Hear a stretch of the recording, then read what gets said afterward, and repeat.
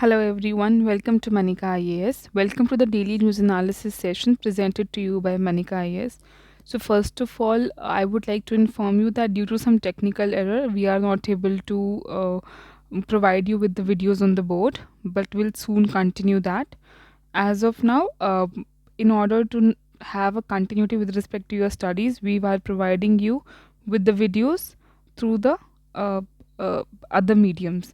Okay, so I hope this will be helpful for you. So, before we proceed, let's first see the topics that we'll be covering today, as we always see, and their relevance as well. So, these are the three topics that we'll be covering today. So, first of all, here an article editorial was given in the newspaper with respect to green jobs and the role of women in this, and also how women empowerment and increase in women can be led by the green jobs. Okay, so it has a relevance with your mains exam, less relevant for your prelims, but for mains it is relevance, and for GS paper 2, which is women empowerment, the topic in the empowerment of women. Okay, then the definition is something which is important, so we'll look forward for that. The second is household consumption expenditure survey. This is a survey which has been released almost after a decade, so we'll be looking after this survey. This has a potential of coming in your preliminary exam, because it has been released after a decade, and it has so much of information which is more relevant for your preliminary exam. So in mains you can use it to support your arguments, but in prelim you can get a statement based question on this topic. Okay, statement based question. The third topic is your parliamentary privileges. So here, less on parliamentary privileges, will look after the Supreme Court judgment with respect to bribe on parliamentary privileges. So we'll look for the three topics. Now let's see the very first topic, which is your green jobs. Okay. So when you talk about green jobs, International Labour Organization has defined. So first of all, what we'll look forward, what do we mean when we are referring to as green jobs? So they are decent job that contribute to preservation or restoration of the environment. Okay. So it simply means that the jobs in the sector which was saving the environment. Okay, so anything which is in sustainable zone, that is referred to as green jobs. So the sector which can cater to increase in number of green job in present time and in the coming time as well are manufacturing. So we all know that manufacturing is a sector which is responsible for uh, a lot of pollution. So if you pivot in that section and you use technology which are in sustainable terms, sustainable to environment, then we can say that this sector can provide us with manufacturing, construction, renewable energy, energy efficiency, automobiles. They can provide us with your green jobs. Okay, and these are the sector which have seen a less representation of women in the recent past. Now, if you see the data, what does the data says with respect to the potential of the green jobs? So it says that transition to low carbon development can potentially result in 35 million green jobs in India by 2047. So almost after 25 years from now, by 2047, within a span of 25 years, we'll be having 35 million green jobs. Okay, so that is the potential of this particular sector. And if you see the gender disparity in this sector, we have seen that in the recent time, that since we are moving towards the green job sectors, moving towards sustainable development, so the men have transitioned faster than the women when it comes to green jobs. And if you see example here also, see, this is a very good structure. If you see how to write your answers, how to write answers. This is a very good structure which is given. First they have the definition, then we have the sectors, then we are substantiating the relevance of the sector with the data, and then when you are saying there's a gender disparity, you have mentioned clearly that men have transitioned faster than the women, but in order to increase the weightage we are substantiating it with data. This is a very good example whenever you want to write any answer in your mains examination. If you are following this thing, just write your argument and support your argument with examples and with data. The weightage and the relevance of your argument immediately increase, and that is where you fetch more marks. Okay, so coming back here, it says that even as India increased its renewable capacity by 250%, renewable energy का capacity within 2015 से 21 में we have increased by 250%. Women were only 11% of the worker population. Remaining in rooftop sector की अगर हम बात करें solar panels की, remaining 89% was men. So here you see a discrepancy between the men and women. Okay. Another data, it says that women workers are mostly concentrated in industries such as apparel, textile, leather, food, and tobacco. So here we also have disparity within the sectors, and the reason behind this disparity within the sector is the social norms and also what we call it as issues with respect to women's safety, etc., which are responsible for restricting women to certain sectors and not giving them a free passage to all the sectors. Let us understand what it means. So, as per annual survey of industries in 2019-20, women are concentrated on industries apparel, textile, leather, food, tobacco. Now, if you see, these are not heavy duty industry; these are light work industries. In terms of if you talk about muscle power, now a confederation of industrial Indian industry, that is CAI, in 2019 shows that men comprise 85% of workforce in infrastructure, transport, construction, and manufacturing. These are heavy duties work.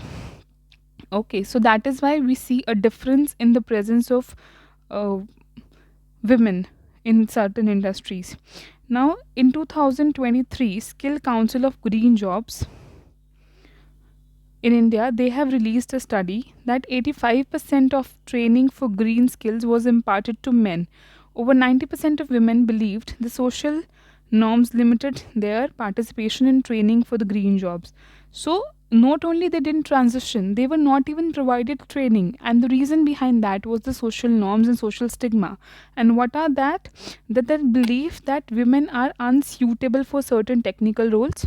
So if you see, we always give women certain kind of roles and not give themselves some, as we discussed, them heavy duty jobs are not given to them. Second, we do have safety concern.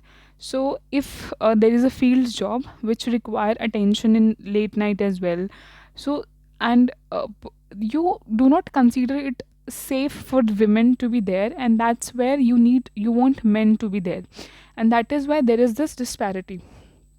Then another important issue is lower representation in STEM, science, technology, engineering, and mathematics subjects, and familial constraints. Families also do not allow. Some family even do not allow for job till today. So that is another issue. But if you remember, we have discussed about the ACER report. Now that report has said that there is an increase in this participation. So hopefully we are on the right path. But still there is this discrepancy which is there. Now, what are the benefits if we increase the representation of women in the green jobs? It will address the gender biases in Indian labor market.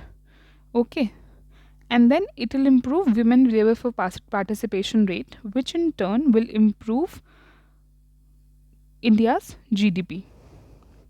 Because if suppose 100 is the population of India, 50 are men, 50 are women, and 50 of the men are working, 50 of the women are not working, and even 40 are 10 are working, and additional 40 if they join the labor force participation, that economy will see a growth. Okay.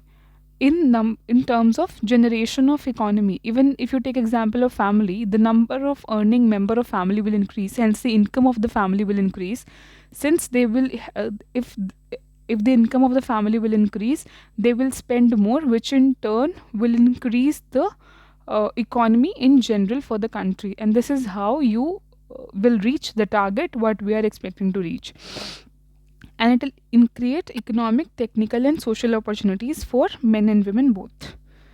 Now, how do you do that? We know that there is an issue, but how do you address this issue? So, first of all, we need to have identify the gaps in the data. We have gaps in data. We do not have data, first of all. So, we need to have data. We need to map the emerges area for green growth and collect sex disaggregated data on green jobs. First of all, you will collect data, then you will build evidence based on present future impact of low carbon transition on women workers, entrepreneurs, and considering the high hidden and invisible roles played by women across different sectors, will will build the impact of this green jobs that can have on women workers, and for that we need to do gender analysis, gender statistics on green jobs through periodic labor force survey, and mobilizing additional resources to emphasize and encourage women employees. Okay, this is what you need to do. First of all, you do uh, collect data, then you do R&D, then you figure out what are the impact it can have, and then you empower women accordingly. And then you also need to address structural barriers. That means you need to address the social norms and views, and you have to have certain policies in place which make work safe for women, and also you need to address the gap in STEM participation of women. Okay, then what are the initiative that has been taken? So the one of the major initiative that was taken was during COP 28, which launched gender responsive just transition and climate action partnership with a focus on improved data, targeted finance, and skill development. Now, this is the important point for your prelims as well. So in prelims, you might get a question like, recently this was seen in news partnership. Which of the following organization was responsible for the launch of this particular a partnership? And then you will be given certain option, and there you have to write UNFCCC COP 28. Okay. They can ask you with respect to the number of COP as well, the organization as well. Okay. Now, what is the way forward? We need to bring in more women into leadership position.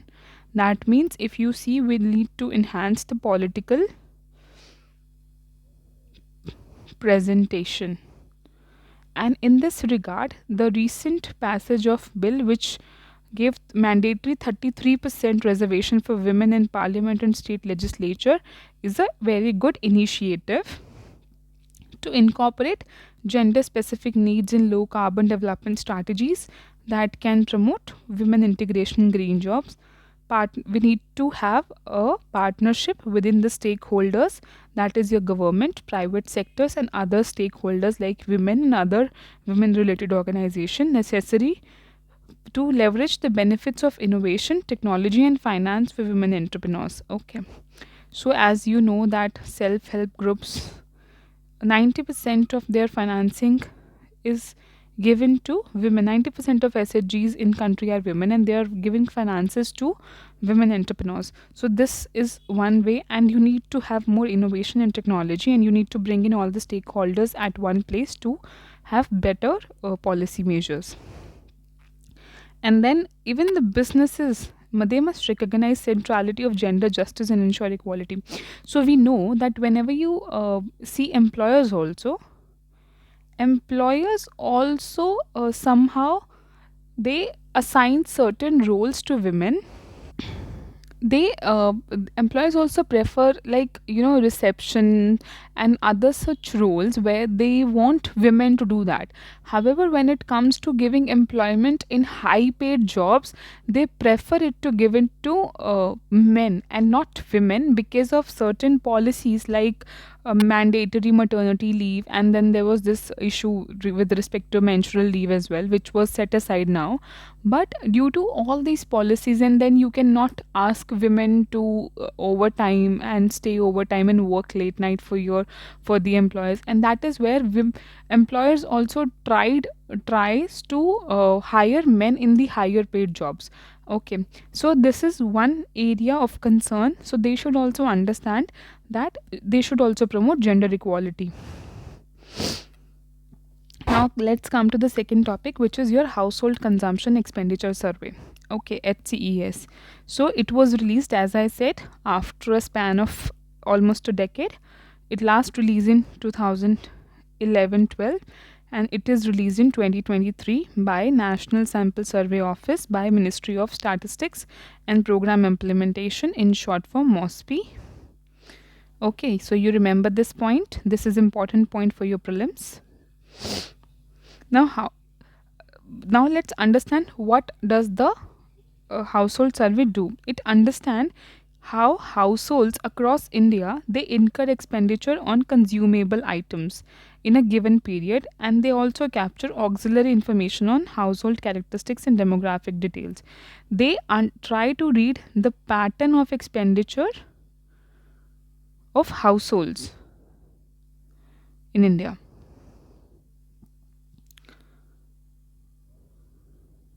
Specifically of consumable item, and what is the relevance? It help in developing consumer price indices that track retail inflation. ठीक है. Now historically अगर हम इसका significance देखें, it was initiated in 1950 and 51 and has been instrumental in India's growth story. It estimates the head count ratio for poverty and contributing to research in economic and sociology. So if you remember, we had discussed it earlier as well. What is the head count ratio? Head count ratio simply means percentage of people under poverty. ठीक है, कि India में कितने percentage people है जो poverty में है. Okay, now COVID-19 impact and resilience. Originally, it was scheduled for 2021,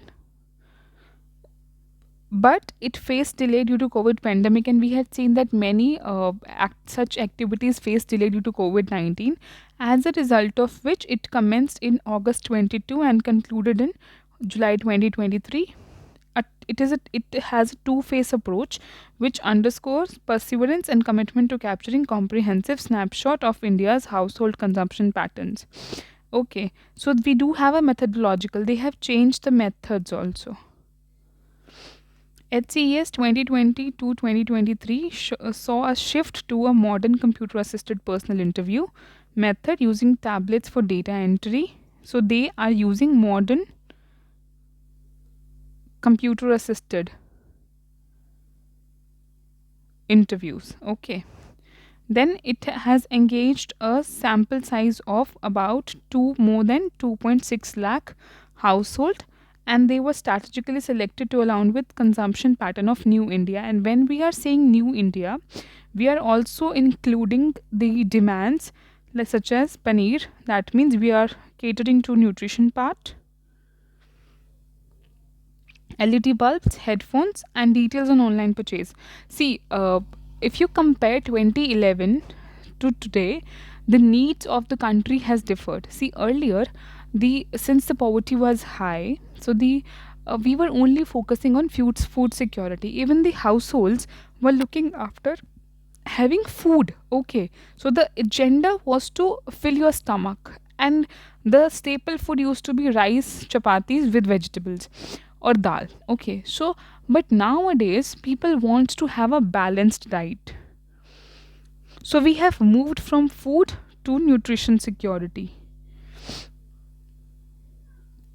Okay, so that is why it has covered the nutritional security angle as well.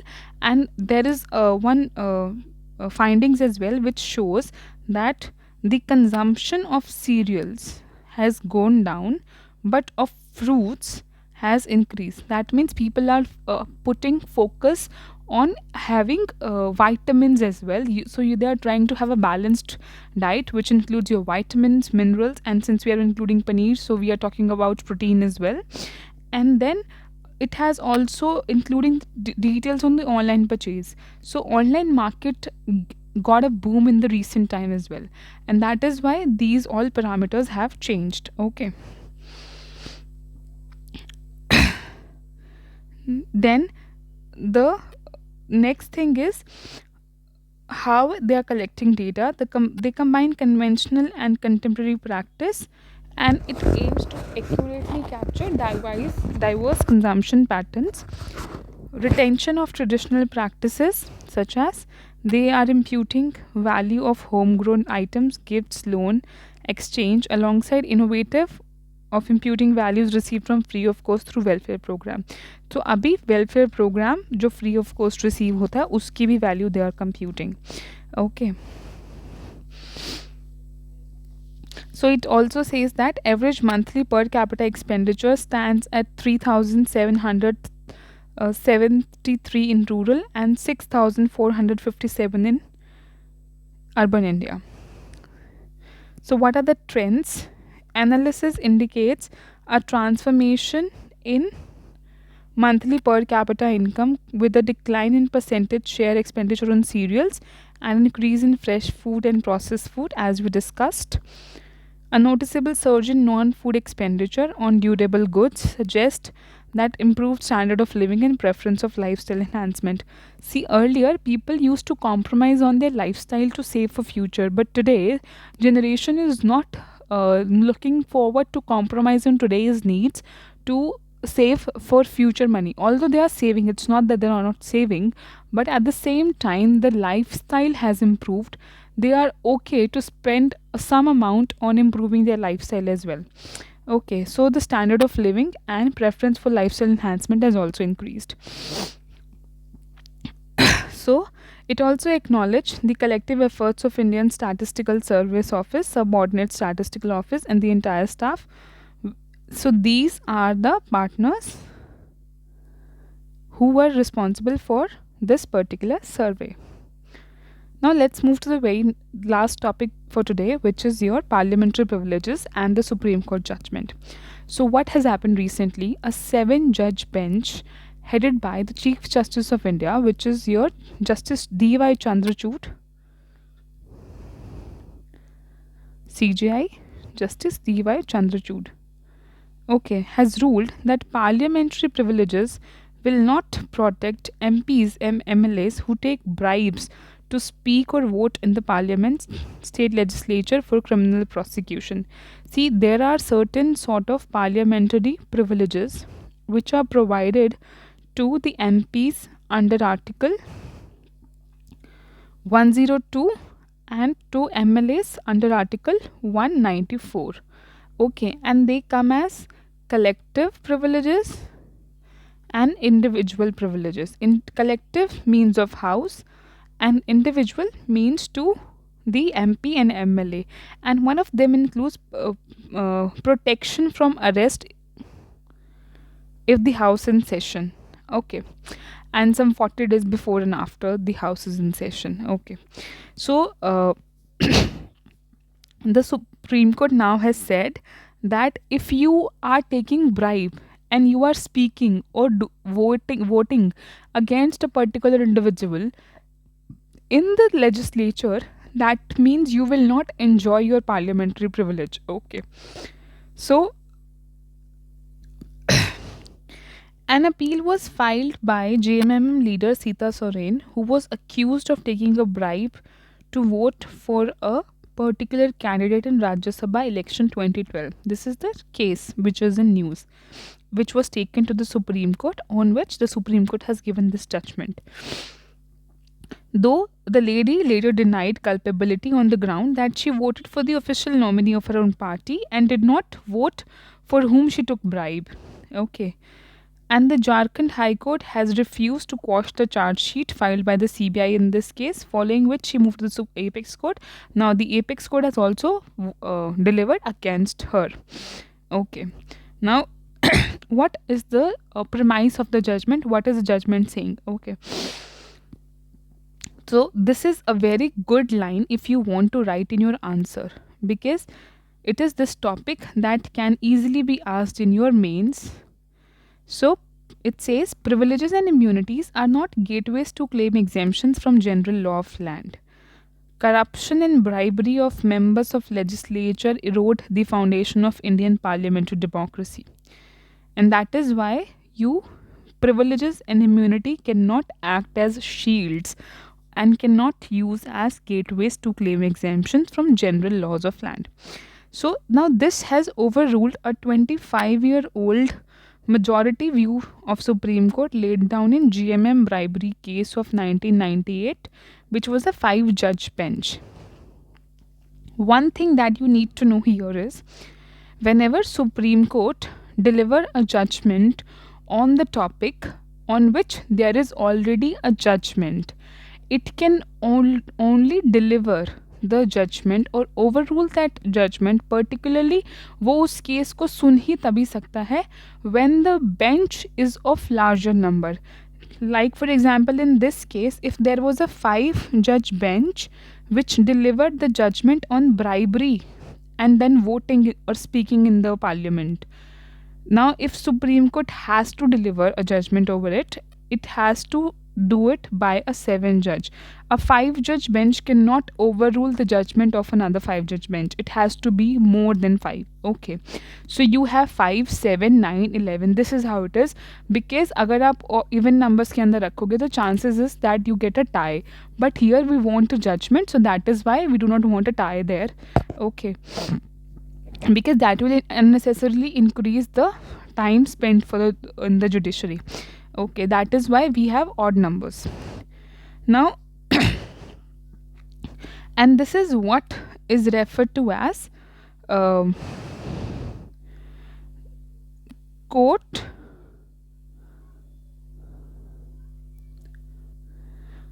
of appeal.